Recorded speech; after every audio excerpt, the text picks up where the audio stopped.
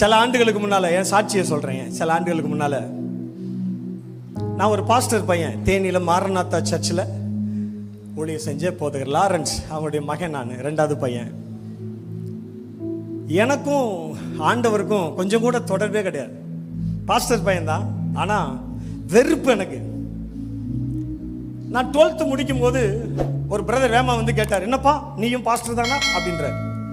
நான் சொன்னேன், யோ பாஸ்டராக வேண்டிய சூழ்நிலை வந்தா மருந்து குடிச்சு செத்தாலும் சாவனே தவிர பாஸ்டர் ஊழியத்துக்கு வரவே. ஆண்டவர் அங்கிருந்து கேட்டார், ஓஹோ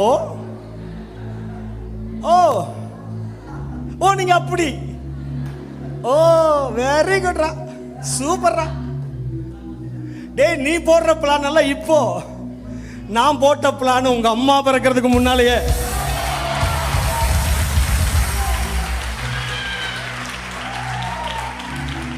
கடனில போட்டு சொல்றாரு, உங்க அம்மா மட்டும் இல்ல உலகம் பிறக்கிறதுக்கு முன்னாலேயே நீ பைபிளை எடுத்தாத்தான் உனக்கு கஞ்சி ராஜா, பைபிளை எடுத்து தான் நீ சாப்பிடணும் அப்படின்னு அப்பவே பிளான போட்டார். ஆனா நானு நோ சான்ஸ் சார், வாய்ப்பில்லை ராஜா, வாய்ப்பில்லை, ஊழியத்துக்கு நமக்கும் செட்டே ஆகாது.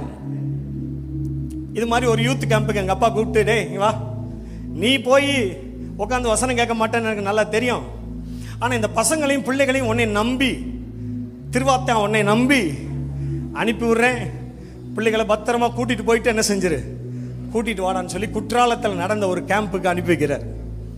நான் டே வாங்கடா வாங்கடா வாங்கடா போய் நல்லபடியாக கற்றுக்கிட்டு வாங்கடான்னு சொல்லி எல்லாத்தையும் உள்ளே அனுப்பிச்சிட்டு, நான் இந்த வேனு பஸ்ஸிலலாம் வந்திருப்பாங்க இல்லையா, அந்த பஸ் டிரைவர்களோட உட்காந்து நான் என் வேலையை பார்த்துக்கிட்டு இருக்கிறேன். நான் ஆக்சுவலாக போயிருக்க மாட்டேன்.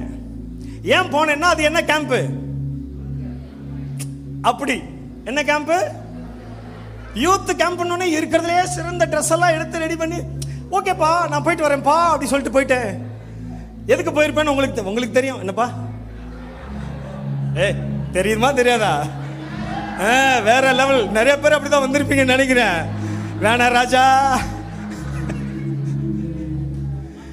போய் நான் என்னுடைய கடமையை செய்து கொண்டிருக்கிறேன். கூட்டம் அது பாட்டுக்கு நடந்துகிட்டே இருக்குது. மீட்டிங்ல கடைசி நாள் ஒருத்தர் வேமா வந்து யாரும் வெளியில சுத்தக்கூடாது, எல்லாம் உள்ள போ, எல்லாம் உள்ள போன்னு உள்ள பத்தி விட்டாரு. மீட்டிங்ல ஒரு ஓரத்தில் வரிசையா நான் என்னோட சகாக்கள்லாம் உட்கார்ந்துருக்கிறோம். அங்க ஒருத்தர் பிரசங்கம் பண்றாரு. என்ன பிரசங்கம் பண்றாரு தெரியுமா? ஆதாமே நீ எங்க இருக்கிறாய், நீ எங்க இருக்க வேண்டியவன் தெரியுமாடா, உன்னை குறித்து என் திட்டம் என்ன தெரியுமாடா, நீ எங்கடா இருக்கிற, நீ எங்க கிடக்குற, உன்னை பத்தி நான் வச்சிருந்த பிளான் என்ன தெரியுமா அப்படின்னு அவர் பிரசங்கம் பண்றாரு. பிரசங்கம் பண்ணும் போதே எனக்கு தெரிஞ்சு போச்சு, நம்மளை யாரோ டார்கெட் பண்ணிட்டாங்க, இன்னைக்கு நம்மளை கவுத்த போறாங்கன்ட்டு நான் முடிவு பண்ணிட்டேன். நடக்கவே நடக்காது, நான் ஊழியத்துக்கு என்ன செய்ய மாட்டேன், வரவே மாட்டேன், முடிவு எடுத்து அப்படி நிக்கிறேன் ஸ்டபானா. அவர் பிரசங்கம் பண்ணிட்டு போயிட்டாரு. எங்க அண்ணன் வர்றாரு, பாஸ்டர் ஜெபராஜ் வர்றாரு. அவர் வந்தோடனே சும்மா இருக்க வேண்டாமா, அவர் மைக் எடுத்தோடனே அழைத்தீரே இயேசுவே அப்படின்னு ஒன்னே நான் முடிவு பண்ணிட்டேன், இவன் தான் அவர்கிட்ட சொல்லி கொடுத்துருப்பான் போல இருக்கு. எங்க வீட்டில் ஒரு திருவாத்தா இருக்கான், இவனை எப்படியாவது சரி பண்ணணும் பாஸ்டர், இவன் தான் சொல்லி கொடுத்துருக்கான்னு நினைச்சிட்டு முடிவெடுத்துட்டேன்.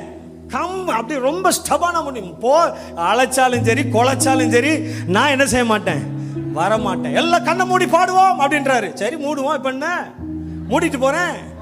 அழைத்தி நானும் பாடுறேன்.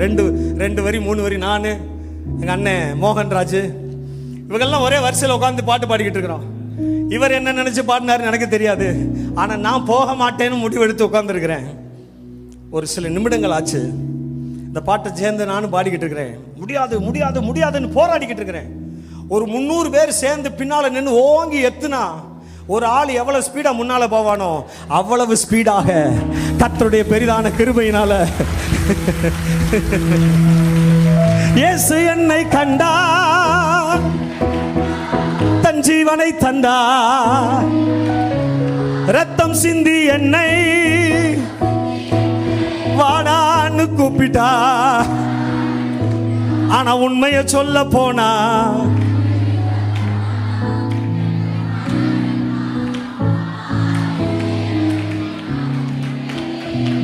உண்மையை சொல்ல போனா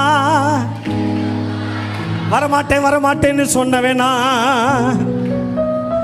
ஆனா இதோ வந்துட்டேன்னு 10-15 மேடைக்கு வந்து விட்டேன்னா. ஹல்லேலூயா, ஹல்லேலூயா. இந்த தம்பி மாதிரி தான் நின்றுருந்தேன் நான். சும்மா கட்டிக்க இப்படித்தான் நின்றுருந்தேன். அழைத்தாரா, அழைக்கட்டும் கொலைக்கட்டும், வரமாட்டேன். ஆனால் அப்பாவின் சிநேகம் மார்போடு மனக்குழப்பம், சொல்லுங்க, மார்போடு மனக்குழப்பம் தீர்த்தாரே. ஒரு தாய் தேற்றுவது போ என் நேசர், சொல்லுங்க, ஒரு தாய் தேற்றுவது போ